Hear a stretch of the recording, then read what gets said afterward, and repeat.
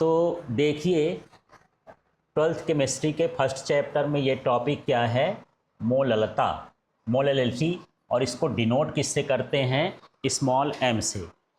और मैं कई बार बोलता हूँ कि आप परिभाषा मत याद करिए, इनका सूत्र याद करिए।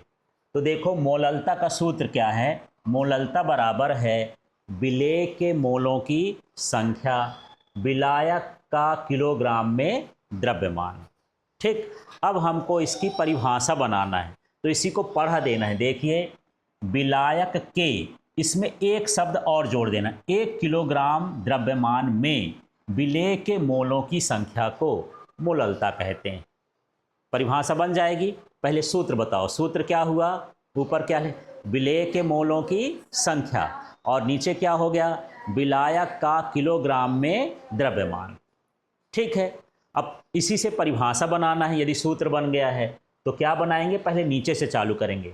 विलायक के, यहाँ का को क्या कर देना, के, यहाँ फिर क्या जोड़ दोगे, 1 किलोग्राम द्रव्यमान में, थोड़ा इसे सेट कर देना कि बन जाए, में विलेय के मोलों की संख्या को मोललता कहते हैं।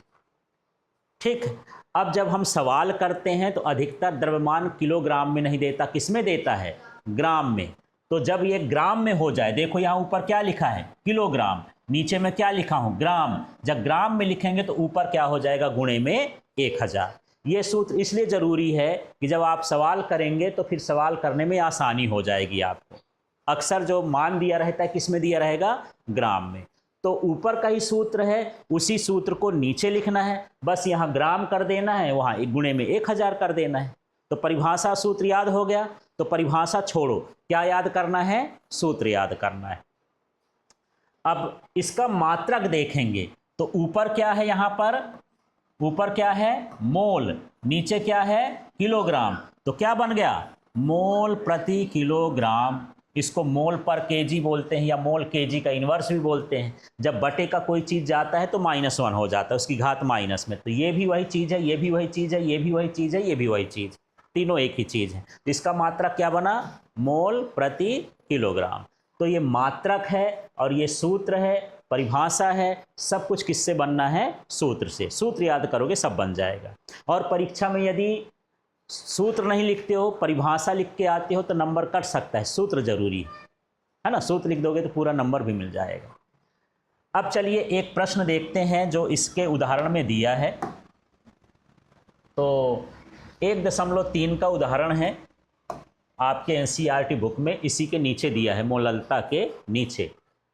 2.5 ग्राम एथेनॉइक अम्ल, इसका सूत्र क्या है, CH3COOH के 75 ग्राम बेंजीन में विलयन की मोललता की गणना करें। सबसे पहले जो हमको दिया है, एथेनॉइक अम्ल दिया है, वो 2.5 ग्राम, उसका क्या कहलाया, द्रव्यमान। अब हम उसका क्या निकालेंगे, मोलर द्रव्यमान। तो ये जो सूत्र है ना, इसको इकट्ठा करके लिख दिए। देखो पूरे को मिलाते हैं, कार्बन इसमें कितने हैं, 2, तो ये मैं C2 लिख दिया हूँ। हाइड्रोजन कितने हैं, 3 और 1 4, तो ये 4 लिख दिया। और यहाँ पर ऑक्सीजन कितने हैं, 2, तो ये 2 हो गया। अब ये 60 ग्राम कैसे आया वो हम निकालते हैं। क्या इसमें 60 ग्राम दिया है, 60 ग्राम प्रति मोल नहीं दिया है, तो कैसे निकालेंगे, सूत्र को देखते हैं। यहाँ पर कार्बन कितने हैं, 2, तो मैं पहले 2 लिखूंगा, और एक कार्बन का जो द्रव्यमान होता है, मोलर द्रव्यमान होता है, वो 12। ये सिर्फ मैं किसका लिखा, C2 का। समझ में आ रहा है। अब मैं क्या लगाऊंगा, प्लस। अब इसके बाद किसका लिखेंगे, हाइड्रोजन। पहले हाइड्रोजन की संख्या बताओ कितनी है, 4, तो यहाँ पर कितना हो जाएगा, 4। अब हाइड्रोजन का मोलर द्रव्यमान कितना होता है, 1, प्लस फिर क्या लिखा है, ऑक्सीजन।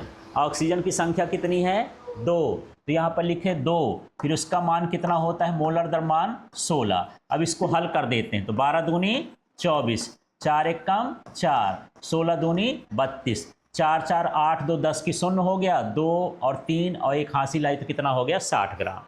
समझ में आ गया 60 ग्राम कैसे आया। अब यहाँ पर हम मोल निकालेंगे, तो मोल का सूत्र क्या होता है, मोल का सूत्र सीधे क्या होता है, द्रव्यमान और बटे में क्या होता है, मोलर द्रव्यमान। द्रव्यमान बटे मोलर द्रव्यमान।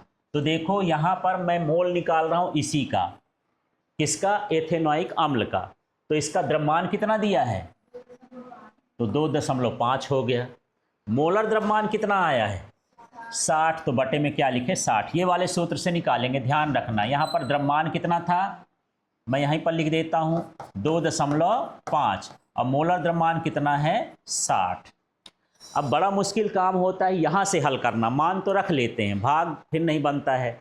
तो यहाँ पर सबसे पहले तो दशमलव हटा दो, तो 25 बटे कितना हो गया? 600। अब इसको काटने की कोशिश करते हैं, है ना। वैसे इसको ऐसा भी लिख सकते हैं ना, 25 और 6 गुणे क्या लिख दूं? 100। चल जाएगा। 600 को 6 गुणे 100 नहीं लिख सकते हो? तो 25 एक कम 25 और 25 चौको क्या हो गया? 100। काटने में आसान हो गया। अब 4 छंग 24 हुआ, माने ये आया 1 बटे कितना? 24। कितना आया? 1 बटे 24। अब भाग करना है यार, तो 1 में 24 का भाग करेंगे। ठीक है, ये लाइन समझ में आई है? डाउट तो नहीं है भाई? 60 को काटते थोड़ा ज़्यादा मुश्किल होता, 25 के पहाड़े में 25 चौकों से जल्दी होता है। ये 600 लिखा है, 600 लिख दो, चाहे 6 गुणे 100 लिख दो। आपकी ट्रिक है कि सरल तरीके से करोगे। अब भाग करेंगे, तो यहाँ दशमलव लगा लेता हूँ, 1 है, ये क्या बन गया? 10। अभी बड़ा हुआ 24 से कि छोटा है? छोटा है। 1 शून्य और लगाएंगे, ये हो गया। तो 24 चौकों 96 होता है 4 बार में। ठीक है, फिर यहाँ पर कितना हुआ? 4, ये कट गया, फिर यहाँ आ गया 40। तो 24 दूनी तो 48 होता है, एक बार कर देंगे। 24 एक कम 24, ये कितना आ गया? 6, ये हो गया 16, या ऐसे करके। तो आप इसको पूरा हल करोगे तो 0.0417 ये मोल इसका मान आ जाएगा। ठीक है, अब हम बात करते हैं बेंजीन का द्रव्यमान। बेंजीन में हम घोल रहे हैं, विलायक है, तो विलायक कितना है? 75 ग्राम, है ना। अब हमारा जो सूत्र है मोललता का, m बराबर विलेय के मोलों की संख्या गुणे 1000 और बटे में विलायक का ग्राम में द्रव्यमान। क्योंकि विलायक किस में दिया है? ग्राम में, तो यहाँ ग्राम वाला लिखें, इसलिए वहाँ पर 1000 गुणे में लिखते हैं, किलोग्राम में तो नहीं दिया है। अब इसमें मान रखेंगे, विलेय के मोलों की संख्या कितनी हो गई? 0.0417, और यहाँ पर इसका गुणे में कितना लिखा है? 1000। विलायक का द्रव्यमान कितना है? 75। अब ये कैसे आ गया इतना सारा? यहाँ से गड़बड़ा जाएगा आपका मामला। तो इसको हल करने की कोशिश करते हैं। ये तो उत्तर याद होगा तो लिख दोगे, नहीं तो हले करते रह जाओगे कि कैसा कैसा आएगा। तो सबसे पहले जो दशमलव है उसको हटा देते हैं, 417 गुणे में कर देता हूँ 1000 और बटे में कितना है? 75। ठीक है, इसका दशमलव कितना अंक है? 1 2 3 4, तो 4 शून्य उतार दोगे यहाँ, 1 2 3 4। अब ये शून्य हो गया, ये शून्य, ये शून्य, ये शून्य, ये शून्य, ये शून्य, 750 हुआ। अब यही करोगे, 417 भागे में करोगे क्या? 750। अब भाग जाएगा क्या?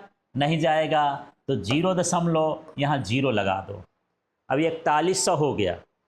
तो अंदाज करो 41 है तो इसमें किसका गुणा करे कि आसपास करे? तो 5 सते 35 और ये 41, ऐसा समझो। इसके अंक 2 ठो छोड़ दिए तो उधर के भी छोड़ दो, और फिर अंदाज कर लो कितनी बार जाएगा? 5 बार। अब अलग से गुणा ना करो, यहीं देखो, 5 शून्यम 0, 5 25, 5 सते 35 और 2 कितना हो गया? 37। अब फिर घटा लोगे और फिर भाग करोगे, ऐसे करोगे तो ये 0.556। अब मोललता निकाले हो, मोललता को किससे दर्शाते हैं? स्मॉल m से, तो यहाँ पर क्या लिखोगे? स्मॉल m लिखोगे। ठीक है, इस तरह से आपको ये पूरा सवाल करना है।